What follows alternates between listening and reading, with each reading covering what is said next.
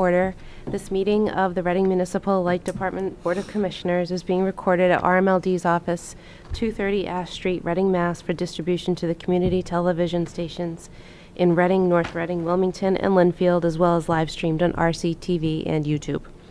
The RMLD Board of Commissioners recognizes the importance of hearing public comment at the discretion of the chair on items on the official agenda. Once recognized by the chair, all persons addressing the board shall state their name and address prior to speaking. It is the role of the chair to maintain order in all public comment or ensuing discussion. We have no participants, as usual. And Vice Chair Pacino will serve as the board secretary for this evening's meeting. Very good.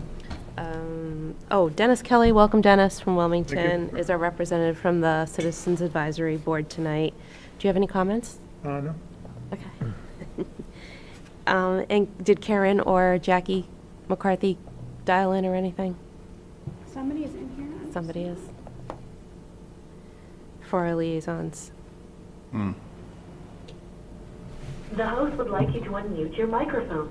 You can press *6 to unmute. That's me. There actually might not be anyone. Okay, so we think there are no liaisons present. Yeah, and if there are, they can email me any comments and I will Sure. share them. Okay. Joe Carnahan is here from Finance Committee. Did you want to comment, Joe? Okay. So that works up our public. The meeting minutes. I thought we were going to do something Yep, else. you ready? Yep. Make a motion. Move that the Board of Commissioners approve the minutes of June 23rd, 2022 meeting on the recommendation of the General Manager and the Board Secretary. All those in favor? Sino, aye? Marlene Abita, That's right. yes. I attended the CAB last week, and I'll only report that we have the same agenda and that they passed the big part unanimously for all who attended. Right, Dan? Yep. But we'll get to that. It's on rates. And here we have the Integrated Resources Division report from Greg Phipps. Great, good evening. So I'm going to, a couple of quick highlights. We'll spend most of the time here in just a few moments on rates. I always try, and when we talk about different topics, we're going to talk primarily about Maple Meadows, which is a potential solar, within territory solar array that we're interested in pursuing. Not only interested, we're trying to pursue. I put that in the context of the, as you guys know from many of the previous discussions, we're looking at load increase. Big picture, as we talked about before, our average, just to put things in perspective, our average load over the course of all hours is about 100 megawatts. Our peak load is about 165 megawatts, and our base load in the middle of the evening, in the middle of the night, in spring or fall is around 52, 53 megawatts. So just to give you guys an idea of range, the number I want you to remember is about 50 megawatts. We are actively entertaining, and it looks like the first 10 megawatts in the Upton Road, Ballardville area is going to materialize. It'll probably reach close to somewhere between 6 and 10 megawatts in 2025. They'd like to have it earlier, but that is in sequence with the timing of our substation that is currently on schedule that'll be built in that same general area. Based on this new load coming in, we're actually in the process of increasing the capacity of that substation. But I put that in the context of, we're entertaining somewhere between 10 and 30 megawatts of load growth over the next 3 to 4 years, primarily in Wilmington, so pretty sizable. A couple of discussions that we had about a month and about 7 weeks ago, 6 weeks ago, it kind of accelerated our thought process in terms of the adoption of EV fleets. So in Fordham Road, there are 3 distribution facilities there: Amazon Delivery Services, FedEx, and DHL. The Amazon one in particular has several hundred EVs slated for that site. Now they still have to get access to those EVs, et cetera. So that's not going to be a 23-24 event, but it'll probably be a 26-27 event. They need to confirm that. But that load could be anywhere from 20 to 30 plus megawatts on top of the other loads. So there's significant load growth coming in. And I laid out in the context of this first slide, slide 3, is that we really are going to focus on two elements. One, making sure our distribution network will handle it. And over the course of probably in February, Hamid will probably do a quick update in terms of what the updated layout looks like. But we're also aggressive in terms of trying to put within territory generation. And that within territory generation is a theme you've heard consistently for the past 18 months. As we talked about before, the ITC credit, which is the investment tax credit, which could be as high as 30%. As we talked about a few weeks ago, we've already submitted our first grant application in. We have another one due in early January. So we think there's opportunities to help pay for a lot of these upgrades through grant dollars, but of course it's not guaranteed, but we are actively pursuing those. I put that within territory in the context of solar PV. Right now, solar PV in our territory is just over 8 megawatts. We actually will probably by the end of the year be close to 9 megawatts. A chunk of that, roughly about 800 kW, will be new residentials that are being installed this year, which is good news. So the residential program is continuing. We view that by 2028, 2029, if we are aggressive with both the commercial as well as the residential solar, we could be in the range of 30 megawatts if we cover as many commercial industrial roofs as is practical and as many residential roofs as are reasonable. But the reason I give you that number, it's in the context of 100 megawatts, so we might be somewhere in the range of 30. As we had talked about briefly before in some of the updates, intermediate updates, there is a landfill, formerly a burning landfill known as Maple Meadow, in the southwest corner of Wilmington. So we are actively pursuing that. Again, we had another update with Mass DEP last week. They dropped off a bunch of additional documents. There's a lot of work that needs to be done to work on the environmental piece. That is not an easy site to build on. However, as usual, all the easy sites have already been built on. Solar PV over brownfield is very common in New England, very common in Massachusetts. The state is very supportive of doing that. So we also had a meeting earlier this week with Secretary Bethany Card and a couple of her team, just to kind of lay the groundwork. They are going to pass a good word on to the more senior managers at Mass DEP in terms of their general support of what we're trying to do. So that continues on. I'm not going to spend too much time on it. I did want to indicate on slide 5, if we could, the economics. Given the complexity of that site, this project is about a $25 million project. That $25 million is not in the budget that we approved last time we were together. It would be a separate project, and as we get a little bit further down the road, as we think it's real, we will make that as a separate presentation. We'll be somewhere around 10 megawatts. That will be all within territory generation. And that third bullet down, or fourth bullet down there, the net cost of that would be, in terms of the cost of the megawatt hours that unit would generate, would be somewhere in the range of $75 a megawatt hour. We want to compare that to roughly $100 a megawatt hour in terms of the power all in, our total power supply. So it would already be less. And then that array would generate Class 1 certificates in Massachusetts. Those are currently trading somewhere between $30 and $35. Probably right now they're about $36, $37. But if you put all that together, the net cost to the ratepayers before any grant dollars would be less than $50 a megawatt hour, all in, which is half of what we're paying right now. So even on, if we were to pay the entire $25 million, it still is worth doing. Now, if we add to that potential grant dollars, that 30% investment tax credit, the brownfield sites might have an additional $2 million, and we're going to push for other ones. That would further reduce that by, a third less, maybe 40% less. So from an economic perspective, from using the land perspective, we're going to continue pushing on it, but it's worth doing. So I put that in the context just as a quick update. We'll provide more stuff probably in February and March, but our goal is to try and get that land resolved by the middle of... Quick question on that? Yeah, please. Yeah, in terms of the 25 million, would you consider borrowing that? We have, yeah, Yeah. yeah, you're exactly right, Commissioner. The thought process for the 25 million or whatever the net balance works out to be after grant dollars, we would, the recommendation, at least right now, would be to borrow that or to bond it So- over a 20-year period. If you do bonding, we're gonna have to go to Reading Town Meeting and get approval. Yeah, Yeah, yeah, exactly right. Right. Not just for Okay. that, actually. Yep. There'll be some intermediate approvals to actually acquire the land. One of the things about the land is, well, there'll be a lot of approvals tied now to we it. would own the property though, if I understand it, right? Yeah, the intention will be, in this particular case, the intention will be to own the property, to So actually acquire the basically, property. you would potentially, 'cause I know we have to spend money to make money, so it would basically allow more in the bottom line. That would be true too, yes. Yeah, there's a whole bunch of economic benefits, but, you know, we look at it, you know, from the big picture.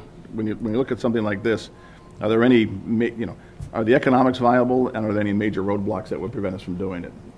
And while there are speed bumps and hurdles we have to get over, I mean, this is not a trivial project in terms of size, but also in terms of getting the permits. And there's a lot of stuff we have to do with the town of Wilmington, and the Mass DEP and the EPA. But we've met with all those people, and they're all very supportive. But the rubber's got to start meeting the road right now. Yeah. Okay. So I put that in the context of thinking about power supply, and that would be potentially 10 megawatts to our power supply at very good rates, and that would be in place. A typical life of an array like this is 25 years, potentially 30 years. So the update is simply, we've already started working on it, we're going to pursue it, the economics look good. Okay. There's more work to be done. Okay. We had talked about the 2023 regional winter resiliency last time. Bob, did you have a question? Oh, I'm sorry, yeah, go ahead. Was a lease explored, or are you thinking about that? I mean, I'm sure there's multiple options out there, but Yeah. like a 50-year or We're even going to 30. explore a lease, but the history and heritage, the plan is Yeah. basically abandoned. It's, we'll look at it more Yeah. carefully. Yeah, I didn't know if it was, ownership can become very, very difficult, and it's dirty, and Right. you might not want to own it because it's not your mess.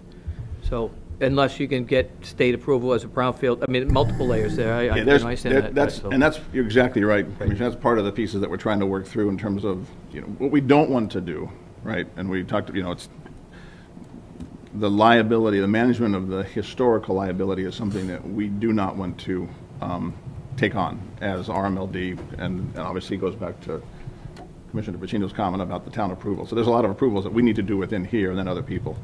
But because it is so the Olin Superfund site is not far away from that, and that Superfund site has actually contaminated the northern part of this particular property. Because that is there, that actually might be a benefit to us as RMLD, where we can actually acquire the land without acquiring the liability. So we're trying to work through that piece, the historical liability tied to it. Anything we do to it, obviously, is going to be our responsibility, no surprise there. If there's a mechanism, so again, the key driver here is to minimize the liability. And then the other piece is, given the rough state, I won't call it totally abandoned, but it's been dormant for 20 years. At least.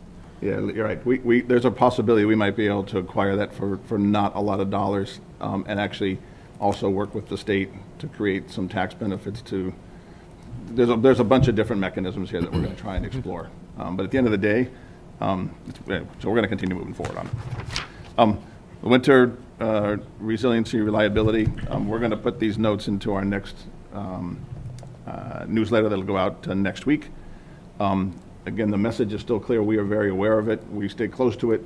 It is driven by ISO New England. It's a regional issue. It's not an RMLD issue. If we need to do any sort of rolling blackouts, that's an if. There'll be notice ahead of time. They'll be limited to 2 hours. We have a plan laid out for that.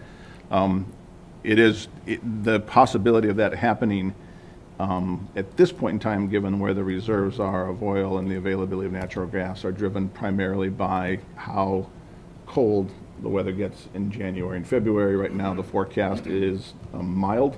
Of course, the forecast can change any time. But given where we are in mid-December, we're remaining vigilant, but we're not overly concerned, but we're very aware of it. So we're going to stay on top of it. and keep everybody updated. But I just, that's going to be important.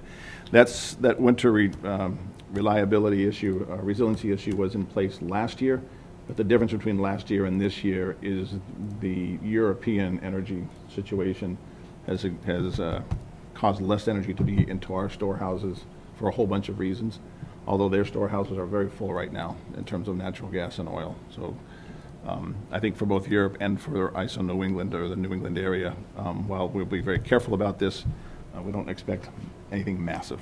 That's the quick update on the IRD piece. I want to spend more time on the rates. Any questions on resiliency or? Oh, okay. Shall I shift just? Okay, I'm going to shift right over to rates. Yep. So actually, we did a little bit more work. We did this rate presentation to the Citizens Advisory Board last week.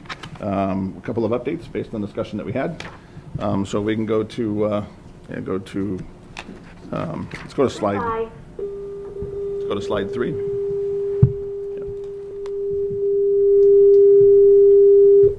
So this, at the end of the day, what's the goal and objective right behind rates? We're a not-for-profit. The rates for us are intended to cover the cost of service, right? The cost of service is a combination of power supply. Power supply includes transmission capacity, energy, and depending upon whether we're retiring certificates or selling certificates, that certificate will be a factor as well. The rate study that we did back in 2021, we basically updated it with some new assumptions, primarily on a power supply basis, and also the budget that we just passed last time around. And obviously, all that we do needs to comply with DPU in particular. We have to do all the DPU filings after we make a decision on rates. So that rate discussion in terms of goals and objectives remains very similar to what it was last year. Slide 4, the desired outcomes, very similar to what it was last year. Just as a point, I want to spend really more detailed times in terms of the numbers. But on that first bullet, the electrification, the air source heat pump program remains in place. Last year, 2021, we did we did 271 air source heat pump rebate programs. There were probably a dozen or so, or maybe a dozen and a half, we estimate, additional ones that were actually installed that didn't go through our rebate program. So just under 300. We estimate that about 1,200 furnaces are installed in our territory, all 4 towns, on an average basis. So that's a quarter, right? 25% are air source heat pumps of new furnaces being replaced. We want to continue moving that number closer to 500 and 600 over the next several years. That fulfills the climate initiatives. It's also beneficial not only to the individual ratepayers that put the system in, but it's also beneficial to the other ratepayers as well, because we're basically trying to increase kilowatt hour sales over a relatively speaking fixed base. So air source heat pumps will move the overall infrastructure in place, but the main part of where air source heat pumps add loads is in the winter time. And our load profile is lower. We're nowhere near capacity in the wintertime. Our capacity, or our utilization of our infrastructure, is primarily in late summer, which is July and August. So air source heat pumps are good for the people that install them, but also good for the rest of the ratepayers. So we're going to continue moving that program forward. That's the main thing that I really want to do on that particular slide 4. Slide 5, so the context. A couple of key pieces. So a lot of our customers, so our customer service receives calls from people outside of our service territory asking if they can be part of our service territory or to them. And I say, they were telling me this afternoon. So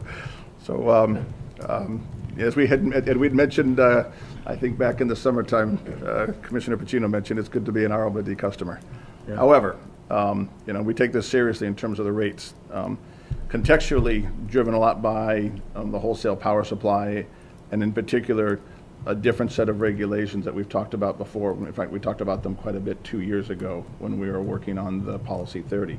But the IOUs have a very different set of regulations that they have to go through versus the MLPs. We have the ability to do long-term contracts. And in 2023, our portfolio is 86% hedged. So we have contracts in place for 86% of our forecasted kilowatt hour sales. I'll talk in a minute about the forecast in terms of kilowatt hour sales. Those kilowatt hour sales, again, our mix is increasing more and more non-carbon, so we're up over $40 now. This is just energy. Remember, we talked about 100. So all in, when we add capacity and transmission, we're up around 100, or just under 100. We'll be at right around 100 in 2023. But the energy is $41 a megawatt hour for the energy that's under contract.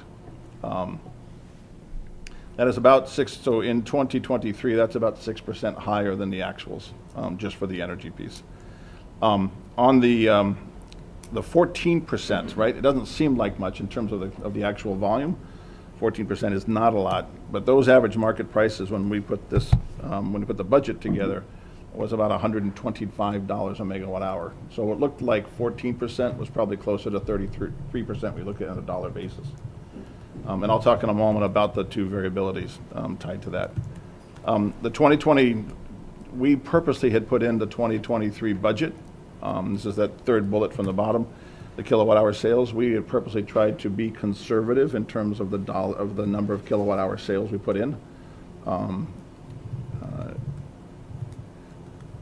So it was basically 668, I should get the exact number.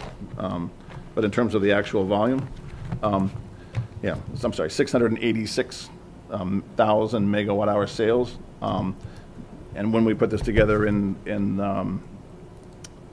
back in September, when we were doing the updates relative to these rates, we actually dropped that estimate for next year down to 664,000 megawatt hours, 664,000. It's about a 3.2% or a 3% lower drop. And that has implications. That basically pushed rates up higher because we're trying to make sure we cover the cost, the operating cost. And remember, operating cost is about 25%. Power supply is about 75%. And that's actually true. It's 74.26 in 2026. The proposal we're going to see in just a second here in more details is going to be just over 14% increase from actual 2022 bills. That's not a trivial number. That's a big number in terms of percentage. We'll talk about it in a few minutes. It works out to be just under $20 a month for an average residential. So we don't take that lightly. However, we are, while we are 86% hedged, we have that 14% open, and we're also trying to continue to invest in our infrastructure to build the load that we talked about in the IRD update. So our little 14.3%, yeah, please, Commissioner. Great question. Yeah. So everything is relative, though, which is what you pointed out here. Yep. With your slide, which is extremely appropriate. So 14% versus a 30 to 60% increase says we've been doing pretty well. As a side note, while we can't necessarily today adopt people from Eversource or National Grid, as much as we've been thinking about it. Has there been any more thought given to bringing any other munis into our system, or doing joint work with? Well, I'm actually going to meet with one of the local ones between Christmas and New Year break on that exact topic. Great, to figure out how we can start doing stuff more together. We are the largest in the north in the NEMA territory. Taunton is equally big in the southern part. But we're unique in terms of us being literally physically connected to Wakefield and Danvers and Middleton and Peabody. I mean, it's unusual, that configuration. And then there is Groveland and Raleigh. They're just they're a little bit north, which are in one of the end of the National Grid lines up there. They're on the transmission side. Islands. Yeah, they're a little pocket in there. And don't forget Marblehead. Well, Marblehead's a little harder to reach, but you're right. Yeah, I guess from Peabody we could reach Marblehead too. That's true. And then Ipswich is a little bit north as well. So yes, to answer that question. Great, just wanted to test that. Thank you. Yeah, no, that's and we were thinking that would be a little bit further down the road, but there's probably opportunity for us to do stuff sooner rather than later. Energy is a scale business, right? And while we're a big MLP, we're small in the fish of we're. And even if we combine all of ours, all the MLPs in Massachusetts are just under 15% of total energy sales. So it's not trivial, but it's not big. So we need scale. The other thing that I want to point out is that last bullet on 5 is we're going to wait until, so we'll walk you through the individuals, or we'll walk the audience through and walk you guys through the individual moves, but these aren't going to take place until March of 2023, not in January and not in February. And the reason why is January and February are higher, they're because of the cold weather, they're higher usage months. And a bill is driven by kilowatt hour sales or usage and the rates. So what we basically structured to minimize, rate, I won't call it quite rate shock, but bill shock, particularly when we're talking about a 14% increase, is we basically have figured out how to make that start in March rather than January or February, which I think is going to be well received by our customers. So the rates that we currently have in place right now in 2022 will continue through January. The proposal is to continue those through January and February of 2023. And of course, as you guys all know, power supply is passed through, so those will adjust depending upon where we are. Interesting note, I'll come to that in a little bit later. Let's go to slide 6. So Greg, just on your first bullet, Yeah. We say it's a 6% higher than 2022 Actuals. actuals, then we come down with 2% higher on 2022, right? On the next bullet down, Yeah. put 14. So, okay, if you said, all right, I'm 6% and 2% higher, okay, I'm getting to a leap to 14. That's my concern, right? Yeah, no, it's good question. The 14%, we did an increase last year. Understand the world changed, Yeah. and our rates to purchase energy are much more stable than IOUs. We also have pass-through and transmission, so And capacity and energy. and capacity, that's pass-through. Customers are already paying a higher rate there. Yep. To then now say 14% is the appropriate number, I think, my opinion, relative to what we have in the rate stabilization fund. Yeah, well, good. Yeah, I hope did Yep. you Yep. see something on that tonight? I just want to see the impact of possibly including that to, again, reduce it, because we don't know what's going to happen later on in 2023. Things could go the other way. Yeah. And if we implement a very high rate increase, after another rate increase, along with pass-through, it's not just 14, it's significant. You're looking at 25% possibly, or higher rate a quarter, for ratepayers. So it's not a trivial amount, and Nope. can we sharpen the pencil down to, a rate increase is coming regardless, but that Yeah. 14%, can we get it down under double digits? Is that possible? Yeah. So I'll walk you through a couple more slides in detail. It won't be single digits. I mean, we can't, so the budget won't stand together at single digits, but I think your point is well taken, which is on that slide 5, what we're talking about. So the budget structure had basically operating costs, which is 25% of the total budget, are 16% higher budget to budget, 22 to 23. And the power supply cost is 12% higher budget to budget, 22 to 23. Now, what the customer pays, what we're looking at is what the actual bills are. So while we had forecasted, less than a 5% bill between 2020 and 2021 last year, it worked out to be in the, roughly 12 to 13%. And that was driven by factors outside of all of us, right, which everybody understands. We put this budget together based on power supply costs back in late August, early September. And since then, and that assumed basically a 12% increase. So we had last year a budget of 61 million, and we forecasted a $74 million power supply cost for 2023. Currently, that number is about $4 million less than the current forecast on the wholesale side. Remember, that 14% is sub $100 right now. The one that was 124, 125 is sub 100. So there's a variability tied to this. So I think, and what we try when we talk about rates, et cetera, what we're really trying to talk about here are what customer bills look like, because at the end of the day, that's what customers pay, right? And in fact, let's go to the next slide just for a moment. Let's go to slide 6. So on the two key variables are monthly usage and wholesale price on the open position, that 14%.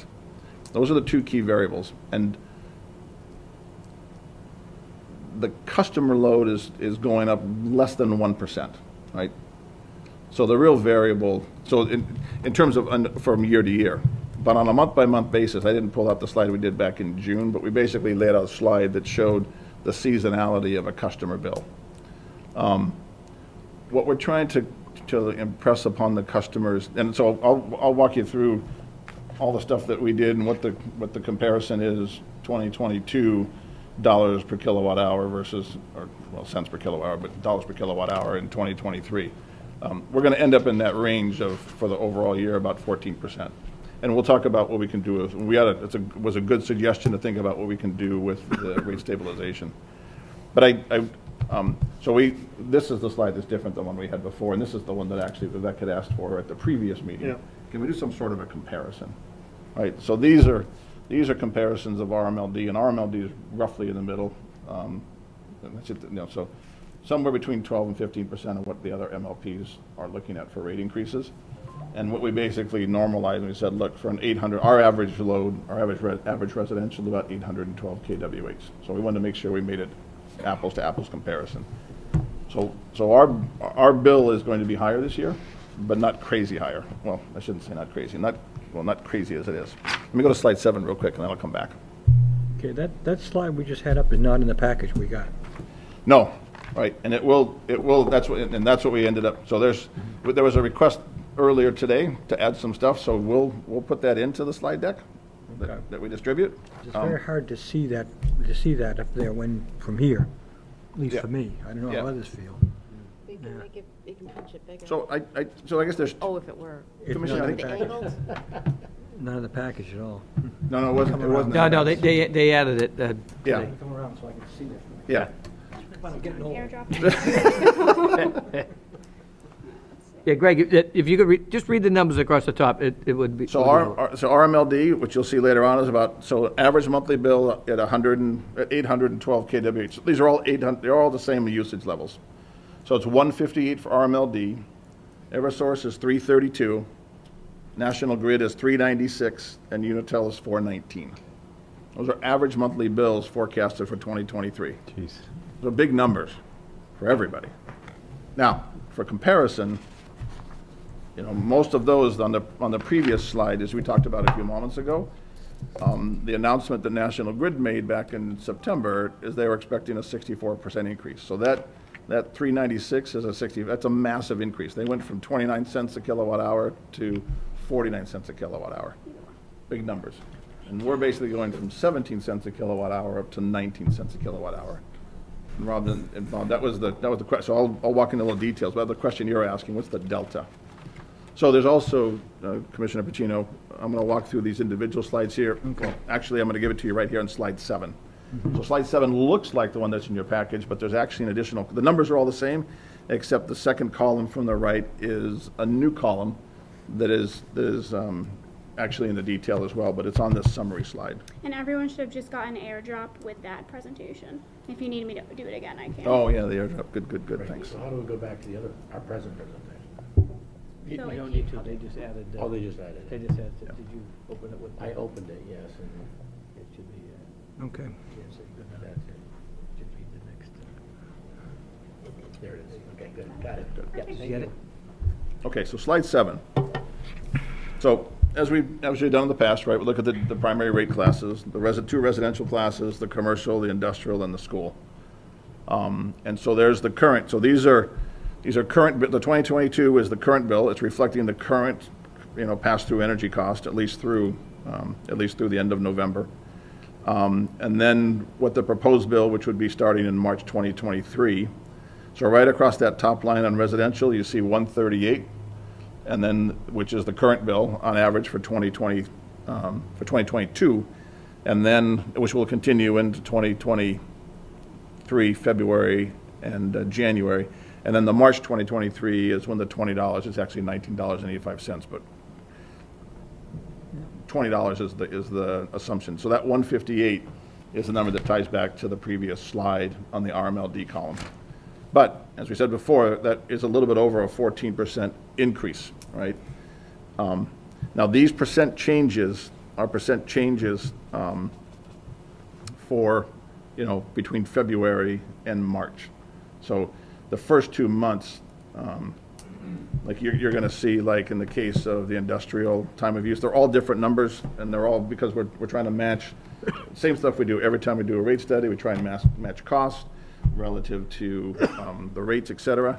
But the industrial rates went up higher. They all went up last year, but in this year, the industrial one's higher, and that goes back to the comment I made at the very beginning, which is a lot of the load growth and a lot of the work that we're trying to build into the network is primarily in the industrial setting. And we'll talk more about that in the February timeframe. So the two key drivers are wholesale. Again, these are actual costs, right? These are what we forecast, and we're forecasting the actual kilowatt hour usage, and we're forecasting to the best of our ability what we think the power supply, the wholesale power supply. So we know what our total power supply is, of which we know what 86% of it is, and we're doing our best estimates in terms of what the 14% is. So my question, so I understand what Bob was saying. So the pass-throughs will be on top of this? No, Okay. these are our best estimates on pass-throughs. Best estimates on pass-throughs? Right. Okay. So there's not another cost that we could be subject to here? No. And the other part, answering Bob's question earlier, is, again, we're doing, like all of us, right? Things can be volatile in the international energy market. And what happens in the international energy market affects here in New England. But since we have, these basically assume the budget number, which is a $74 million energy cost. And right now, the current forecast of our 2023 energy cost is closer to $70 million. So there's $4 million less that will probably be passed through. So while these look like big numbers, we ought to make decisions on these numbers here. But right now, based on what we know today, the customer bill will be a bit less. So realistic, I mean, I can give you more detailed numbers, but it'll be in the range of 12% as opposed to 14.3. But that's assuming that the wholesale market stays where it is right now. And so, but that's not what we should be making the decision upon. We should be making the decision upon what we put into the budget and what the forecasts are. So that's what we should be talking about. But So- what I'm saying is the pressure is actually down, Phil, not up, currently. So the other part of the question is, with these potential costs, will there be some sort of conservation program to tell people to conserve? Yes. That would help this? Yes. Yes. So actually, depending upon what we decide to do tonight, we've put together a release that will talk about all this stuff. But one of them is the suggestions in terms of things that customers can do to reduce energy usage. Because as we talked about in the previous slide, energy usage is driven primarily by kilowatt hour usage, which is usage, and then by the rates. So yes. And there's a lot more, Julie was here at the past two sessions to bring us up to speed at some of the additional communication things that we're trying to do to get the message out more. Okay. Outbound communications is going to be critical because historically, our bills were relatively speaking low and it was very reliable. And I won't say people didn't care about them, but they got paid.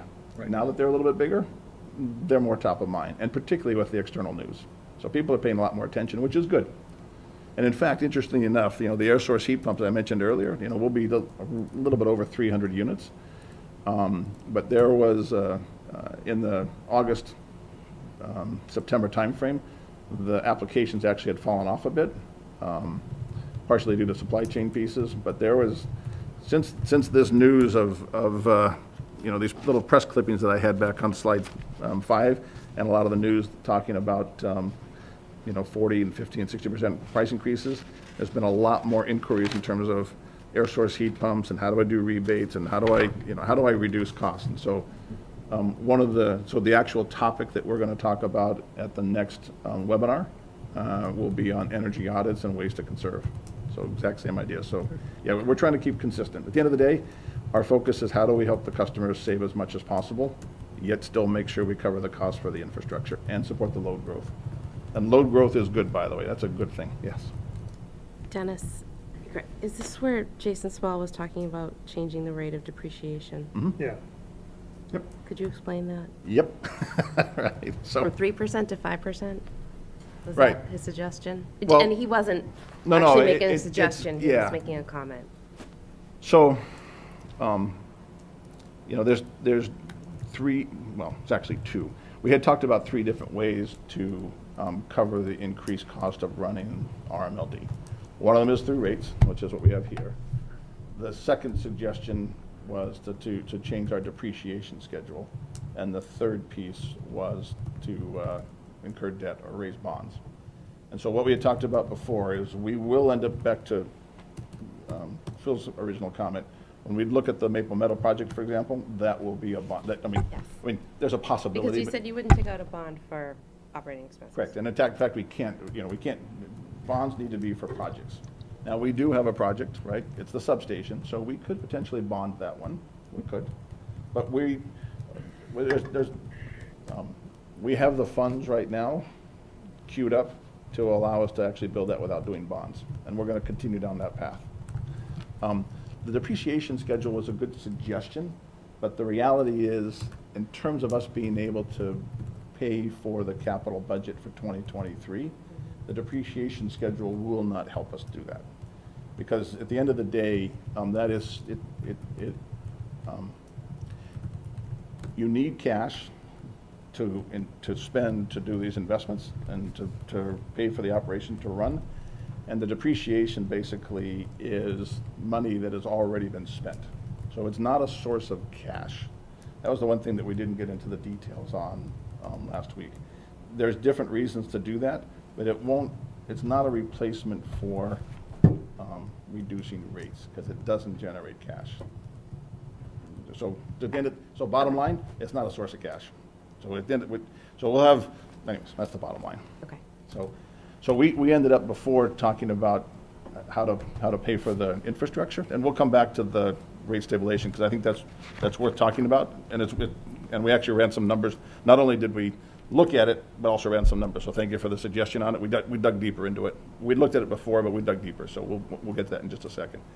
So the rates are still the proper way to fund the projects that we're doing right now, today. Maple Meadow and those larger projects will be separate. And the depreciation, we will still look at that, but that's got a different purpose that won't generate cash. Everybody with me so far? Yep. Yeah, I think I certainly understand it, Greg. For me, it's a little bit of the optics of it, because we've been reading in the press about inflation being, 7 to 9% or so, and Yep. and yet we've got a 14% increase. So there's a little difference between the two, and I understand where you're coming from. Yeah. Why we have to do it and all of that, but maybe per the rate stabilization piece, is there a way to bring it in line? And I don't know if that's Well, let's jump to that right now. Does that sound good? So let's go to slide 16. So it's on slide 16 in your deck as well. So we have a rate stabilization fund on our balance sheet. And it was, the target level was established based on the recommendation of the Citizens Advisory Board, which the Board of Commission approved back in 2003, and the target was $6.5 million, plus or minus $500,000. All right. The primary purpose of that was to reduce rate shock, customer rate shock, and rate stabilization under unusual events. Now, we didn't get into what the unusual events were. It's important for us to understand, so a couple things. One is, if we want to use more than, so right now the balance is roughly $6.9 million. The only way we put, it's not a fund that we regularly take a portion of the rates and we keep funding it. There are specific decisions to either put money into it or take money out of it. So if we end up taking money out of it, depending upon how much we decide to take out of it, again, that's the decision for the commissioners, we would need to, at some point in time, replace it. We're in a pattern, right? If we go back and look at the budget last year and the budget this year, we're in a pattern of increasing cost. And part of the increasing cost are to fund the electrification, and part of the increasing cost are to fund the transition from traditionally inexpensive fossil fuel, traditionally, I know it's higher now, I'm with you on that one, to renewable or non-carbon sources, which are in our portfolio and everybody else's portfolio are inherently more expensive. Now, we're going to do everything we can with the in-territory stuff that we talked about before with Maple Meadow. But But there is a general upward pressure on rates, not just in 2023, but it'll happen in 2024, hopefully not as significant, and 2025 and 2026. Well, 2025 and 26, the current forward price curve for wholesale prices is down. It's lower than it is for 2023 and 2024. We'll see how, what happens then. But what we want to be very careful of, right, we're making a decision not only for 2023, but we're also making decisions for 24, 25, and 26. Right? You guys intimately know, and that's how we run the business. This is a long-term play, right? And we try and minimize the volatility for our customers.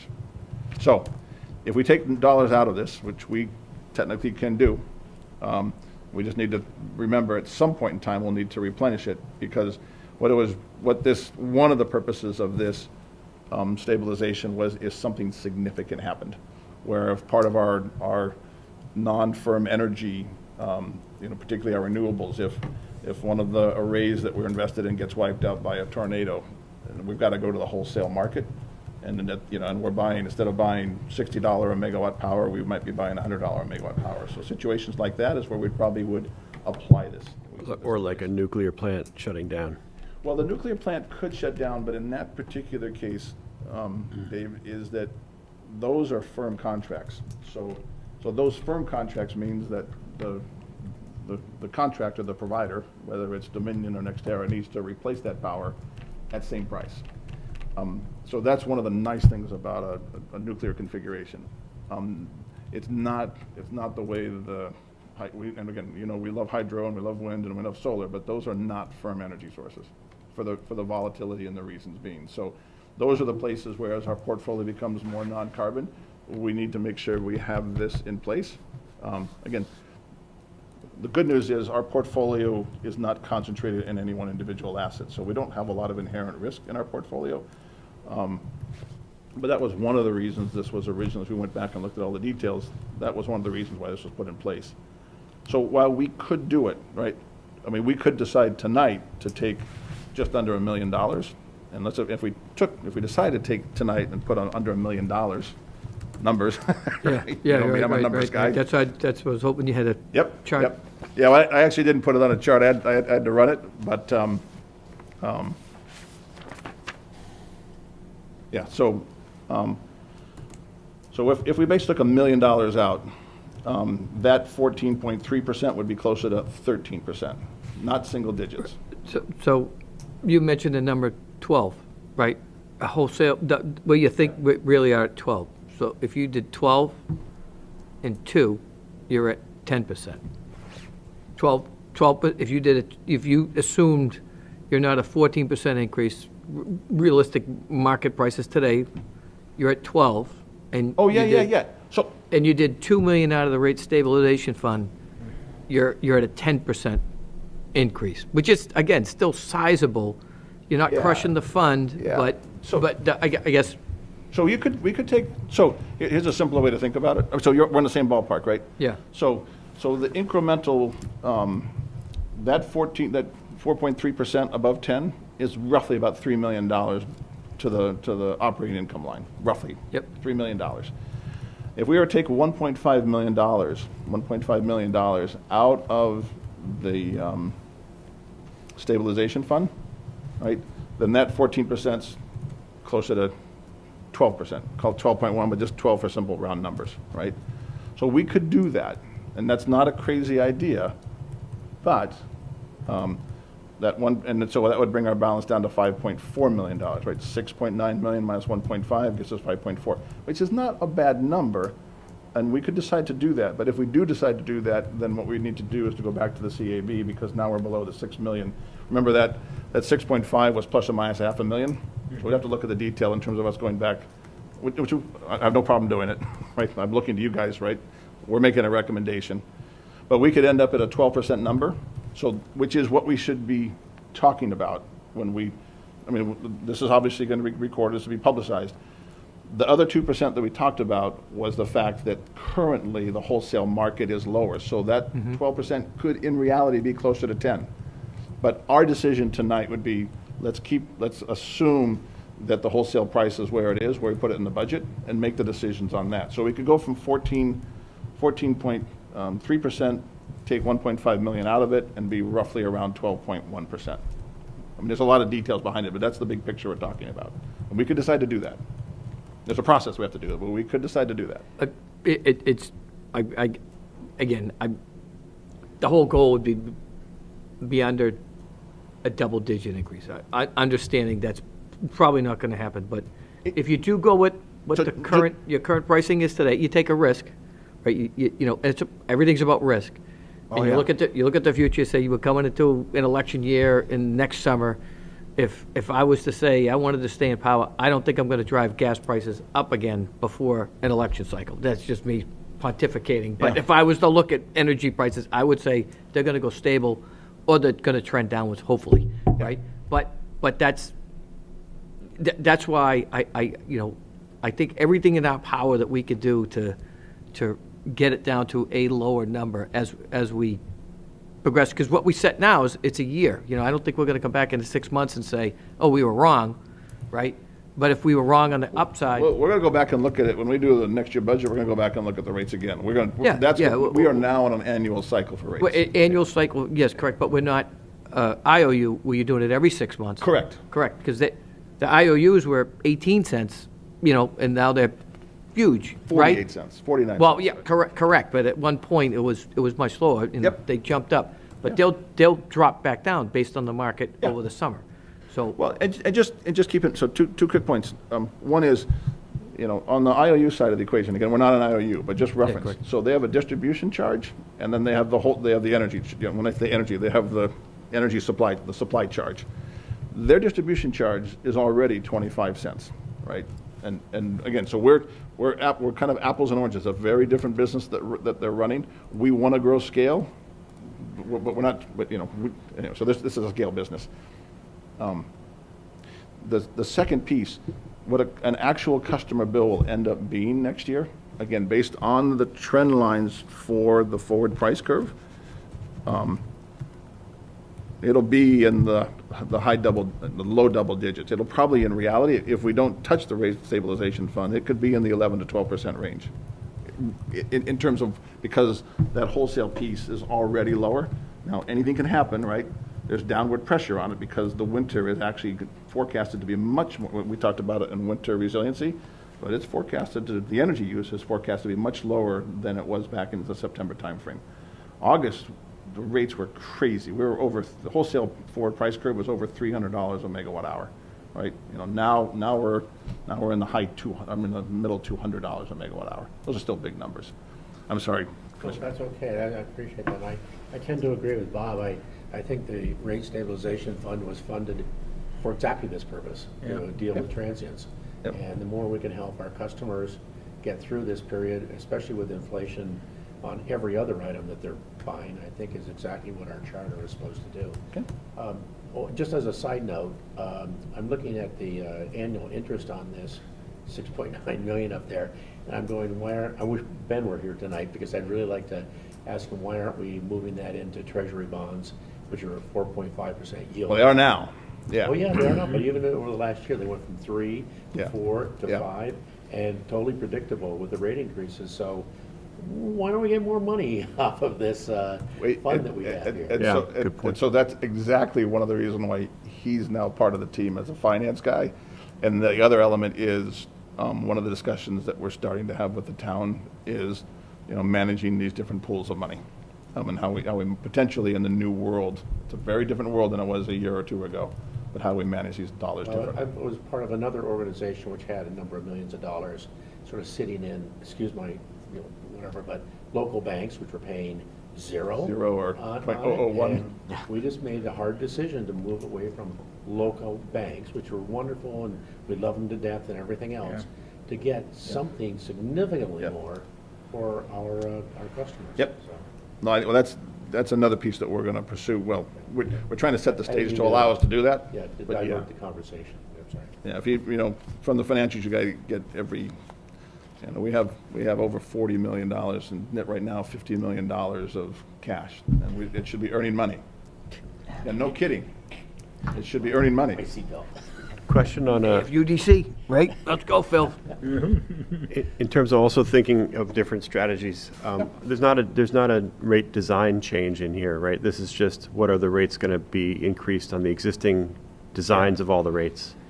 Yeah, we made adjustments in terms of cost allocations between particularly the industrials, a little bit higher on that one. But yeah, there's not a fundamental rate design.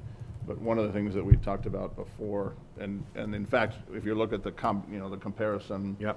of the residential time of use to the residential flat rate, the A rate versus Yep. the A2 rate. And again, we didn't try and structure it this way. It is inherently less, and the increase is actually less too, because most of that power is off peak. Right, I so, think is where you're going with the comment. well, yeah, where I'm going is it would be great to move into the world of where we're charging for when the electricity is costing us the most. Yes. And move there as quickly as possible. Yep. And the more you can do that, the more your costs are going to go down, because you're inhibiting demand at times when your electricity costs more. We're not doing that now, don't except know. for the tiny handful of Yeah, right. people like me who actually have a time of use meter, and then your industrials. Yeah. You have like 500 time of use meters out there, something Yeah. like that. I mean, Yeah. Less than 500. so, and also even within the current, although that's a tiny amount, like if you could increase the rate more during the peak part of it and less during the off-peak, it would again, even with the current small tranche of people who use this, then you would have that little effect of further inhibiting the demand at high cost times. Is there anything in here where the peak portion is going up a little more than the off-peak? Not on these rates. However, what we had talked about early last year, and we got stuck in some implementation issue. Originally, we were going to call it an A3 rate, which was along the lines that you exactly described, higher during the peak hours, significantly higher during the peak hours. This is the car charging rate? Well, it was designed around car charging, but we were not limited it to car charging. So Right, so I think we need to price it according to what it costs and not have a different rate for different types of users, because they're all going to cherry pick Right. what's best for them. Our rates should be reflecting what our costs are to the extent possible. Yeah. And that really is going to help us a lot in the long run on so many levels. The more we can keep our top demand going down, then the less infrastructure you have to build, over long terms, and the less everything. Yep. Right? Well, we're still going to have load growth, but the point Right, is, right, your but your you're point is gonna- absolutely well taken, and that's why we want to get that A3 rate in place. And if people use it for charging cars, great. If they want to So, use it for the home, I'm no sorry, it's a problem. second time of use rate at residential, so you'd have two residential time of use with different pricing?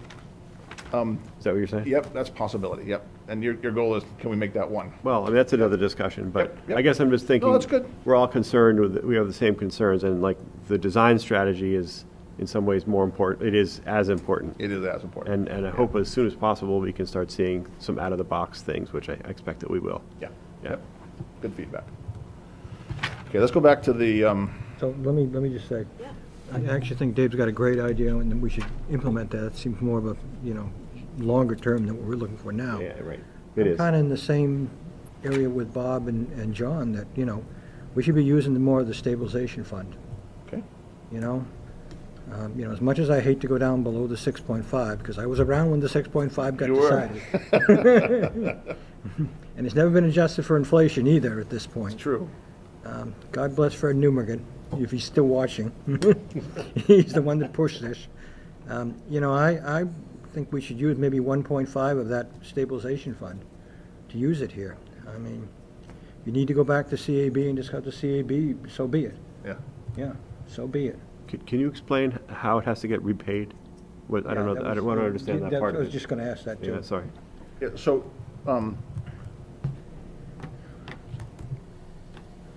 in terms of getting it repaid, there's no in terms of filling the fund, we have to make a specific transaction to transfer funds into it. It is not automatically replenished. Right. Like we have a fuel reserve, which we let go up and down to try and dampen the volatility of that 14%. I mean, it does go up and down, but trying to dampen that. And then we do replenish that each month. Well, the months that we're not, that we're not taking money out of it, we're putting money back into it.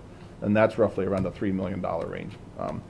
This one, there is no mechanism other than a specific transaction. So back in 3 or 4 years ago, when the rates were higher and the energy costs were actually coming down at that point in time, that was the peak of the dominance of natural gas, and the least, in the low, $3 a million BTU. There were extra dollars that basically had pushed us above the 8% return. And at that point in time, That's how it happened. there were dollars that were put in, like $1 million in 2019, that was transferred into this fund. Okay. And then a year and a half ago, we actually took $1.6 million out of it to basically, we had made a commitment to the towns to keep the rates at 2.5% to 3.5% up through the end of last June. So we worked so we used $1.6 million, and that's what got us down to the $6.5 million range. So those are specific transactions in terms of what gets moved in and moved out. So the caveat is we can take $1.5 million out of it. It's not a crazy idea at all. That'll put us around 5.4. But we just need to be thinking at some point down the road, it might be 2025 or 26, when things settle down a little bit, that we actually include in the rates. Because again, all this dollars come from rates, and we're going to be very aggressive on the grants. You guys have heard this from me for the past 6 months, and we're already doing it. So whatever we can, at some point in time, we'll make a recommendation to transfer money back in. But it probably will not happen. Well, it won't happen in 2023, and it might not happen in the current forecast in 2024. Whenever we can, we will. And maybe an easy funding mechanism would be if you have in-generation. Yep. And you're coming back in, a portion of the in-generation Yep. goes to this fund Yep. with the intention that Yeah, that's the a money great that you idea. use to stabilize. Yeah. Can I just make one comment? But John just said though too, move all that money into a different fund that's building more interest and growing on its own. Oh, You yeah. do that, and now you have multiple ways of it growing on its own, and you're not putting $1.5 million back in, hopefully you're only putting $1 million in, or Yeah. hopefully less. True. A motion? It's Somebody? regulated by the Well, DP or what? I don't know if we need a motion. I don't know if it's just a sense, Yeah. because Greg's got to go back to CAB. Okay. I was thinking it's Yeah. just, don't vote on it. Do you need a motion, Greg, to go back to CAB, or do you just, No. you just got the sense of what we're I doing? don't need a motion to go back. So what we'll do is we'll rerun the numbers quickly, and then schedule a meeting with the CAB. So we don't need a motion, because we're not approving these rates, right? And then we can come, when we regroup again in January, because the good news is, the intention was to get these, we're trying to be a little bit ahead of the curve, right? To get these ready for March. So we actually have a little bit of a buffer, so there's no panic. We want to make the best decision for the ratepayers, all of us. So we'll rerun the numbers, we'll schedule the next meeting, I can't remember when that is off the top of my head, 18th, I think it is. at the 18th. And then we're the 19th. Perfect. So we'll make the abbreviated, so you guys, the context is all there. We'll, the context is there, so we don't need a motion. 6% and 8 million. Great, thank you. Greg, instead of going after, I'm gonna play back just because, go ahead, John. instead of going after solar, could you go after fusion, please? Yeah, it's right around the corner. Yeah, yeah. We saw the news. And Devon's, Right. You guys were there. Well, some of you guys were there, right? The fusion guys. So I think our no action item for RMLD near term on the fusion stuff, but we'll leave a little bit of room on our portfolio, 10 to 15 years down the road. That's how we left it, right? That was the feedback I gave you in the August meeting or the September meeting. But the action item I'm taking very specifically from the commissioners from this is to go back and rerun the analysis, and I will try and run 2 analyses. One is 1.5, and I'll try and run a 2.0. Well, let me say differently. I will do a 1.5. And when I say 1.5, take $1.5 million out of the rates. I won't make this action. I'll run the analysis to assume that we would use 1.5 million out of the rate stabilization fund and readjust the rate and create a new set of proposals for 1.5 million. Is that the marching orders? Yeah. That's the action item. That's my action. so just, we're going to stick with the overall 14 and not the 12, like you had said. You're currently running at 14. No, so I will give you the best estimate in January of what it would look like, but I think for our decision, we need to work off, well, I'm confident we need to work off of the budget that we put together for the power supply. Yes. Can I make one request, is that you also, just with one scenario, run it backwards to see if what you would need to take out to get to a 9% number, Sure. whereas instead of double digits. Because if you can run it one way, you can obviously run it the other way too. It's not, the model's not that sophisticated. I mean, Excel, right? it is. There's a lot of numbers to push, but I will do that for you. I'm not Okay, comfortable. 1.5 taking million and a 9% target. I'm not comfortable taking out more than 1.5. I mean, I can say that right now. You're not comfortable? I'm not comfortable Yeah. taking out more than 1.5. Why don't I just run I that think you're scenario? taking understand too that, much Paul. risk. It's just a Okay. question. It's just a Yeah. question to see what it would take, that's all. Right. Is- Okay. It's a puzzle. While you're running things, can you run what it would take, what it would do to like increase just the peak part of the time of use and not do in terms of how that might impact demand and costs and things, or revenues? Is it, I know you can't predict what people will do in response, but somehow give us some sense of, I can do some big Yeah. picture stuff, yeah, I can do that. So, just so you guys understand, so no problem at all, I'm happy Yeah. to do that, and I'm actually very interested in that. So I'm a numbers guy, so this is, fun's not, Ben and I tease each other, this is fun. I mean, it is interesting in terms of how it looks. But the model, you know, this, there's a lot of variables, as you guys can, this is not a complaint, but I'll give you big picture stuff, but for the stuff that I actually present on the 18th and the 19th, they will be, you know, detailed numbers like specific stuff, because we're going to vote on very specific rates, and those rates are the ones that we're going to file. So I will run those at 1.5 million, and then I'll do the big picture piece as well. And we can all attend on the 18th, right, just to hear it Sure. twice? Can I they? know we have one I rep. think it- Well, that no, posted because goes it would anyway. be another Quorum. meeting.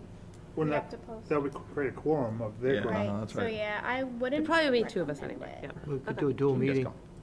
You could do a dual meeting, I mean, do it once. Sure. We did get some feedback, I believe you guys got feedback that perhaps the CAB would like to continue with separate meetings and not do joint. what we didn't, what we talked about was, like, right now, we have, if we do them back to back, we have an hour. So look at tonight's topic, we couldn't do it in an hour. Right. And so, We didn't. we're coming up to the end, and all of a sudden, 3 people are leaving, and we're ending our meeting. So we said separate nights, but if we did a joint one to do all of it together, I'm sure everybody would be fine with that. It would just have to be posted because of the quorum of both groups. So I think for right now, why don't we just stagger the two of them? We can make it, if you guys want to make it one, it'll be one decision, and we'll have to do, we've done that before. We did that last year, where we took the CAB vote first, and then we did the BOC vote. I mean, from my point of view, the good thing about, on this topic here of being together, is there's been some great points that we didn't discuss, because we didn't talk about rate stabilization. We didn't talk about the interest. So if we were to talk about this again as a group, you know, Jason might have something, George might have something that runs off something you guys have, where we're talking about a rate increase. I think it's, the more minds together, the better. It's a big issue, big topic. Okay, so we'll plan on the 18th. Does that work for, because so the 18th scheduled for the CAB, and you guys are all here. I was gonna say maybe stick with the 19th of Thursday, but see what Bob, Yeah, whose the schedule 18th moves will on. work better for me, because I am out of the state in the 19th. Right, I'm so out of we- state. Right, we January 18th, that we're talking about? January 18th, it's a Yeah. Wednesday. That's a What Wednesday. about you guys? Yeah, It's a I'm good with Wednesday night. Either? It works better for me. I can do either. One quick question I probably know the answer to. I did notice one of the street light, a lot of the smaller accounts weren't adjusted. I'm just assuming it's not worthwhile monetarily wise. I mean, Yeah. we'll probably do it next year. I mean, we're talking a couple $100,000 and Yeah, $100 million. that's what I assumed. It's just not enough volume to make an impact. It needs to be Okay. looked at, but not critical right now. Okay. Okay, so I got the action item, and so what do we decide on dates? 18th together or not? 18th good? to 18th me. is good. And then the time? We said 6? It was a 6 o'clock stop for us, but I'm sure you can send it out to the group and match whatever. Well, Because you gotta make sure that, I'm only speaking on my behalf, and I don't know what the other members of the that CAB. meeting is confirmed, so I guess Yeah. for simplicity, if Do the it at commissioners 6. here can join the 6 o'clock on the 18th meeting, that would be Sounds fine. easy and simple. Is that tough for you, Bob? Nope, I can do that 6 o'clock, on okay. that Wednesday, Okay. I'm good. Pray for no storm. yeah, we can go back to them. Yep. Right, there's that question too, right, that they'll, Dennis as the individual would warmly welcome a joint meeting. We'll make sure that the rest of them can. That's what I'm saying, Yeah. I can't speak So- on everyone's behalf. so I just we'll- think there's been some great dialogue here that Yep. shared together would Yep. make it go right through. And then the action I might have, I'm gonna run a detailed analysis at 1.5 million from rate stabilization analysis. And then I'll do a simplified 9% and I'll do a simplified peak. Okay? Sounds good. Great. Got it. Good. Okay. Now, he's been so patient. John Pelletier, our Director of IT, who none of us have met before, or That's right. we? I Yeah. did. The next meeting. John Pelletier, the Director of IT now at RMLD. Welcome. I started, thank you. Welcome. I started just over 3 months ago. So I'm He's hit the ground running. I'll pretty turn it new. over to him, but we're glad he's here. pretty new.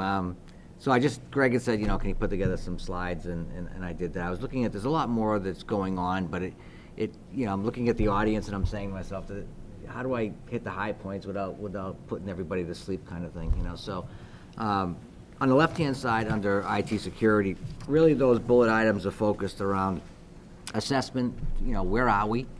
What do I have to deal with? Where are we today? So we can't get to where we want to go if you don't know where you are today. So we're doing a lot of work on assessment, also visibility, of our traffic, of our network, of our infrastructure. That was lacking. Asset management, network monitoring, that's going to be in place. It's actually being rolled out now. As part of the overall plan to build some structure, we're just going to follow NIST 800-53. So that's the National Institute of Science and Technology. It's a recognized format to add structure to an IT environment around policies, procedures. What do you do? Make your things that you routinely do repeatable, predictable, and it's much easier to manage that way. Once you get people into that mindset that there's not overly burdensome with policies and procedures, but important things that we need to be aware of, that I need to communicate to my team and to our customers. My customers, I should say, internal customers being the different departments within RMLD primarily. We also have been taking advantage of what's offered by CISA. They're a government agency. One of their mandates is supporting critical infrastructure, which we fall under. So as a critical infrastructure provider, we get a lot of benefits from them at no cost, right? They'll do scanning for us. They sign up all kinds of alerts, vulnerability alerts. We get them probably anywhere from 2 to 5 a day. Each one of those get assessed. Do we have those vulnerable assets in our environment? And then we remediate them based on risk. So that's going on. There's a lot there. We're making a lot of progress.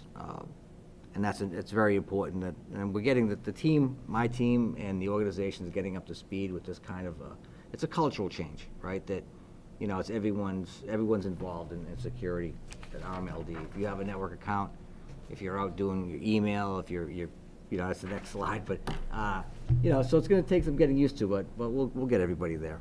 The IT infrastructure, it's under kind of an umbrella of modernization. A lot of the equipment needs to be updated. We're doing it now. A lot of it hasn't. It's not no one's tripping over themselves, right, to do upgrades of equipment. It's kind of the stuff you got to do off hours, but it's critically important, right? A lot of the vulnerabilities come from applications and or operating systems, firmware that's out of date, that hasn't been patched.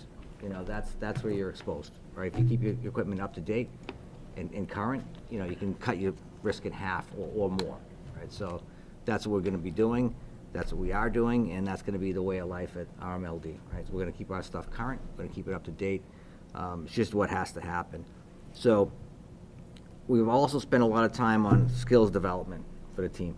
I've done a gap analysis. What's our current gaps? We got to address those now, to develop the skill set that we need today. And we're also looking at the skill set around cloud, and in particular Azure. Like, do we go, when it comes time for tech refresh around expensive servers, even in our virtualized environment, do we keep it on-prem? Does it make sense to go to the cloud? What does that look like from a cost perspective, as well as security? And, if it makes sense, we're going to do it. Just like anything else that we look at, we talked about today, Greg. What's the total cost of ownership and what's the return on investment? If it makes sense, right, then we'll do it. You know, if it's just something, we're not looking for the next shiny bauble. We're gonna get out of that kind of mindset. We're not gonna be building data centers in different states and doing that kind of stuff.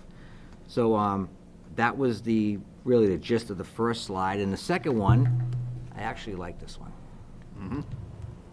So, we launched a cybersecurity training plan. It's a program for everybody, and most people have been doing it. Some need to be kind of nudged a little bit, but you know, phishing is a very real threat. It's probably the biggest threat to us.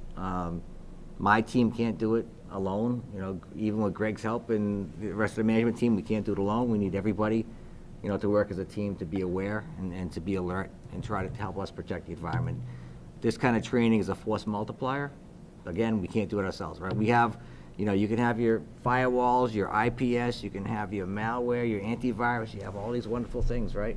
And as that slide tells you, I believe the first bullet on the 70% containing malware were not blocked, right? So that stuff's getting through. And if you're not alert, if you're not aware, if you're not trained, and you're clicking on it, you know, that's how problems start. You know, there's a history here and a lot of places, right, that people, it's an innocent mistake most of the time.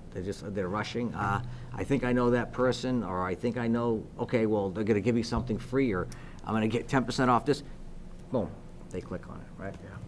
So those things happen, and we're doing what we can, you know, to prevent that from happening. So there's a lot of work to be done. You know, I'm optimistic. We'll get a lot of it done. There's a lot of support, you know, from Greg and the rest of the management team.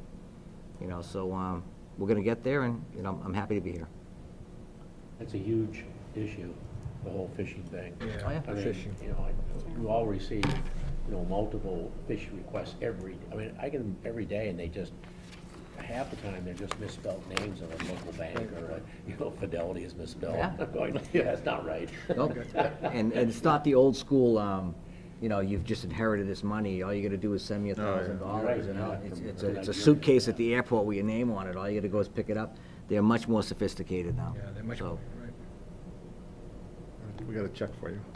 we get a check for you, all you gotta do is send us $100 or something, right? So, Use the IT system FTX use. yeah. Be in the Crowbar Hotel too, right? We have no data centers in the Bahamas. No documentation. Well, the way you had to pay a bill for FTX is you sent an email, and it was approved, and they sent an emoji on it.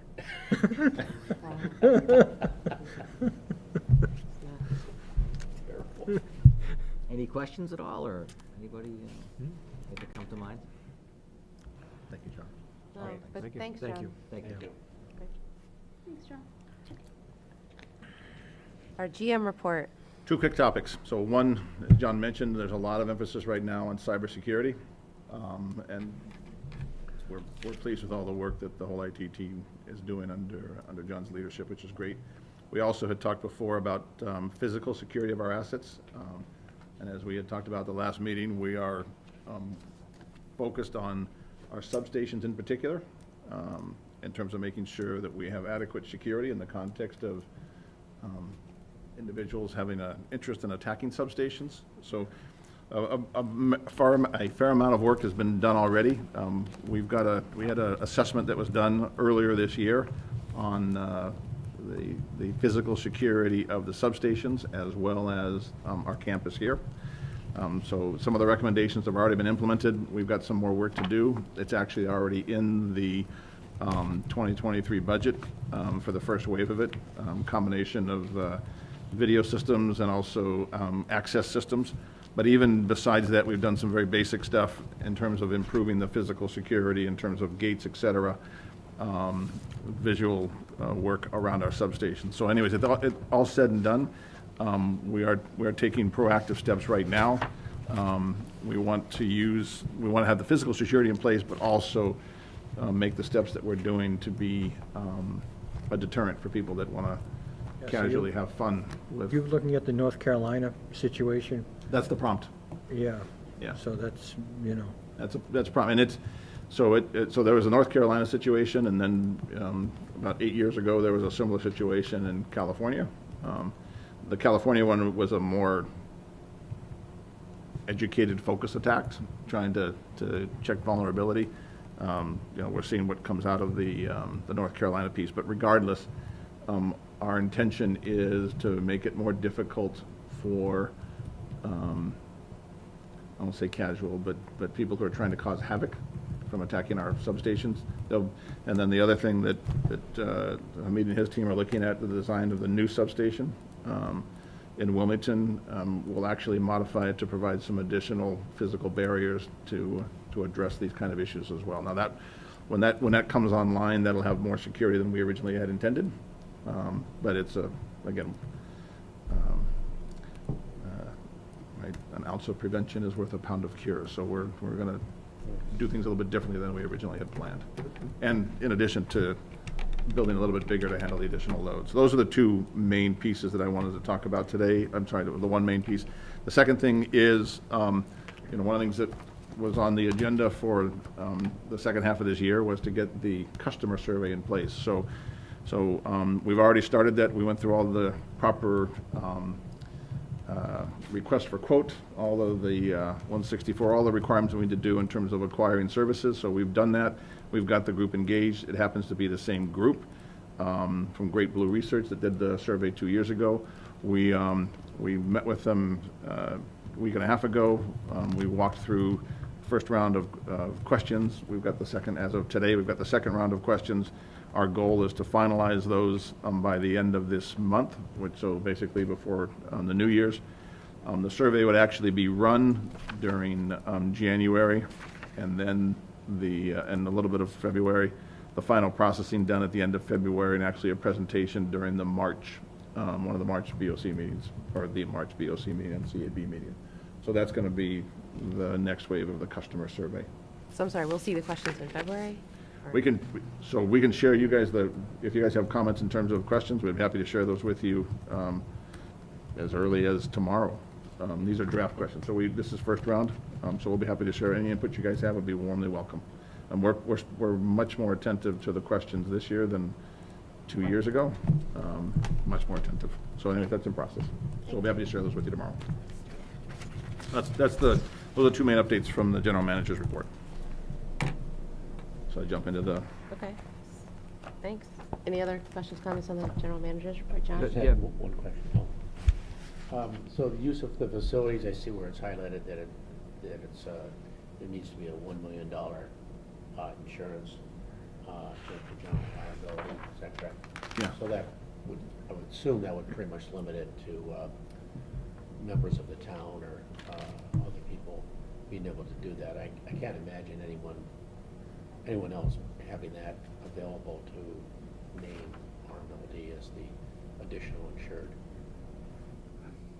Yeah, it wasn't meant to be a filter. It's just trying to be consistent with the requirements that our insurance company I'm not require. disagreeing with it, I'm just saying. Yeah, yeah. Oh, it's good question. I thought you were picking up the tab of the insurance. Running light. We're not Yeah, sure. expecting anybody walking through the door. Yeah, we just, to pick up that car. I mean, the Cub Yeah. Scouts don't have that. Right, This, exactly. the baseball teams, if somebody wanted to use the room for another purpose, which it used to have, people used to come in and use the room, because there is no quote-unquote meeting space, right? That's what you're referring to. Yeah, Yeah. right. No one can afford that type of insurance. No one's gonna go to Wells Fargo and pick up $1 million for a day, for a night. That's just not gonna happen, so. So with this policy right now, it is just being limited to town departments, Yeah. boards, and Really, committees. it's just limited to town. Currently. Yeah. Maybe we could pick up some extra revenue selling them some insurance. It's just, there's very limited space in Reading. We mentioned this a couple of years ago. There's absolutely no place to meet anymore. And if someone wants to come, the library's got very small rooms, right? There's a couple rooms that are small. Probably one of the larger rooms, but you'd have to see schedule-wise, how it would work, facilities-wise, but I don't think we want to exclude anybody from using this room. And, if you choose to use it, again, my opinion, I thought we could open it up for people to use. If they leave it a mess, then you stop, right? I kind of tend to agree with that, and maybe I'm insurance averse. Do we really need to worry about Well, I think Insurance. the requirement was the insurance that we cover. Okay. And them requiring us, so, To use the cafeteria or the meeting room or something? yeah, I'll take it back and look into it a little more carefully, but the feedback I got was that this is a requirement from our insurance company. If anybody's coming in, that they have to have insurance. Well, people come in right now. Joe's here. No, he's here. We insure it for him if he gets hurt? Exactly. Yes, Tell we that are, actually. insurance, Joe? I'm not, But if it's we're a- not employees. We- But if we it's a, walk in, but if it's a we're Cub, volunteers. if it was a Cub Scout, the Cub Scout wouldn't be covered, but Joe Yeah, is but the covered. difference is it's an RMLD meeting, as opposed to having a third party come in. Yeah. So I'll look into it a little more carefully. We can table this one till January, that's not a problem. Can I just add one thing before we do? Town, And you I know, think the question that you guys need to determine, or we need to determine as RMLD, is if we want to keep it as is currently proposed, limited to only town departments, boards and committees, which falls within that insurance, because they all have the same They all have it, yeah. insurance. Or if we want to open it up to include nonprofit, civic organizations, et cetera, which would also need to have a little more work on this as well, if we Well, want to go I in think that if you direction. opened it up to nonprofits and others, they would certainly have to cover the cost of janitorial services and Right. having somebody here to Yeah. open it up and someone to lock it, so there's another hurdle there that ought to be there. Right. As opposed to the RMLD having to pick up any of those costs. Yeah, but they- Right, you know, 'cause, yeah, in the so- past, when this happened, the groups came in and they just made a mess of the Yeah, place. right, I remember that. I mean, and the parking was just crazy. You know, if you imagine the parking here and try to get one of those big trucks down behind us, that was one of the things that happened.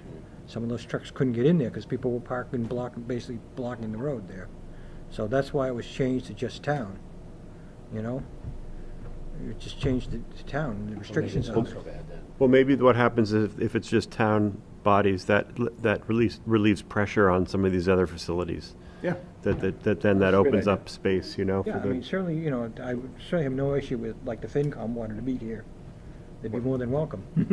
So why don't we run it, so why don't we leave the policy like it is proposed here, which limited to town entities, see if that relieves some of the pressure. It's consistent, I mean, I'll have to look at it, but it's consistent with the requirements that we have from an insurance perspective. We still have to do some work in terms of the security on the doors, et cetera. We haven't, Yeah. again, we've got we've added some people, but we still have a limited maintenance team. And because we're a union shop, we got to keep things where they belong anyways. could, It's not a private company. could we find out, though, what it would take to open it up, though, just from a insurance perspective? Because you can walk into the library and use a room Okay. for So, $5 or $10. Yeah. You can do that, and that's just a nominal user's fee to pass through. I think we could have, so why don't we take this for an action item? Why don't we, Yeah. so I will take that as an action item to research that as a second wave. But, or we can do it all in one fell swoop. We can table all of this, or we can open it up to the town right now, and then I'll take the action item to look at more. And we can do either way. We can table it all, or do it in two steps. I'm flexible either way, whichever way you guys want to go. That was fine. 2 steps fine. 2 steps Yeah, is fine. two separate Long as things, we so- revisit it, not Yeah. next year, right? You know, I'd like to. Okay. Because I was pet peeve of mine. I just, I know COVID killed it, but when we couldn't use this room, I was like, why can't you use, because the police station had the other room that a lot of people used, and it's gone. So, So why don't we vote on this policy tonight, and then the commitment that I'll make to you guys is no later than May, ideally April, but no later than May. I'll present the second wave. Okay, Does that sound okay? sounds fine. Okay. Okay. Ready for the motion, Madam Chair? Sure, are you gonna modify any of this No. Yeah, this, as presented? Yeah. Okay. Move that the RMLD Board of Commissioners approve Policy 13, Facilities Use, Revision 6, as presented in the recommendation of General Manager. Second. All those in favor? All in favor, Ms. Aye. Pacino, aye? Aye. well, Dwayne. thank you. Thank you. Thanks for waiting, Hamid. Hamid Jafari, Director of E&O, will present procurement requests. You want to sit here? You come up and take John's place.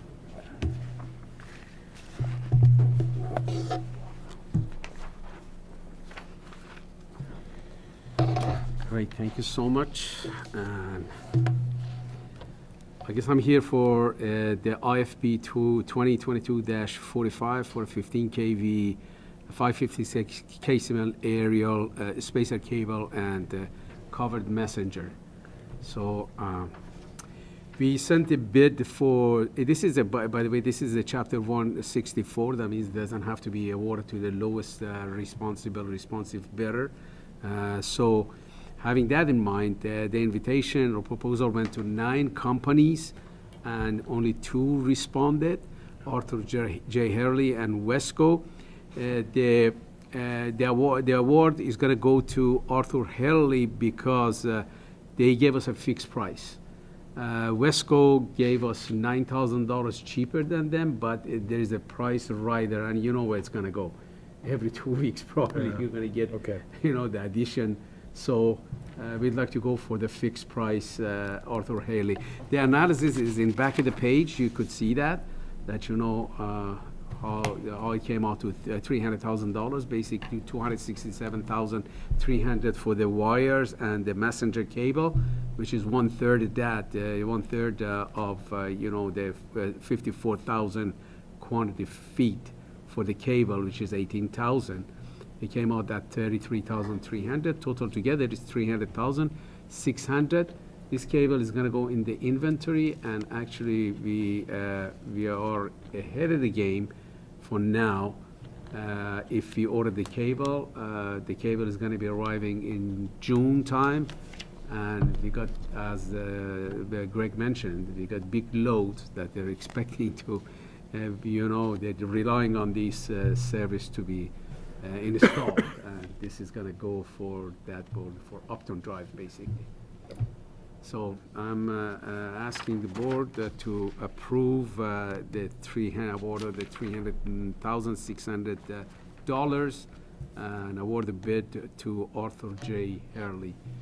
Any questions? Just, it's a lot of money, so what would this have cost just 2 years ago? Oh, well, yes. Actually, I have the cable analysis down. Back in August of this year, the price was $5.20 per foot. This one actually came out at $4.95, cheaper, because the quantity is higher. And the last time we had 9,000 feet, so this time we have 54,000 feet. Back in the last time for the same type cable that we went out to bid back in 2014, it came out at $2.08 a foot. But 2018. 2014. Oh, 2014. Yeah, it came out $2.08. As you order more Okay. quantity, definitely you're going to get better price. Yep. Depends on So, how many and this people price is ordering. actually good. Now the price of the steel and everything gone up. If today we're gonna go out for the same thing, I'm sure we're gonna get more than $5. So So this is something you we only just caught order it right every... on time. Okay. This is something you don't order every year, like 8 No, years? Why is this the well, last depending on, this project that came on, that, they expect that we have a timetable set for that. So if the cable arrives in June, hopefully that there won't be any, delay on that. Then, we already ordered the poles, so we're gonna get into the construction sometime in July, August, having it ready for the customer for the fourth quarter of 2023. This is a new building that's Yeah. been built in Wilmington. Yeah. So the building's actually constructed, and we've been spending quite a bit of time with the Yeah. engineering team and their team for the load that's coming to the site. Right. And so this is going to be an intermediate solution to feed that site to Right. allow 2024 to come and play. Right. And they've given us written commitment that they're going to write a check to us. So this will actually end up being covered. Right. But but for right now, it'll be in inventory till it gets here, and then it'll actually Right. be installed, and once the poles are up. That's what he said. Okay. You ready to read the motion? Yeah, very good. Move that IFP 2022-45 for 15 kV, 556 KCMIL aerial spacer cable and .052 covered messenger be awarded to Arthur J. Hurley Company, Inc. for a total of $300,600 pursuant to Mass General Laws, Chapter 164, paragraph 56D, on the recommendation of the general manager. You have a second? Second?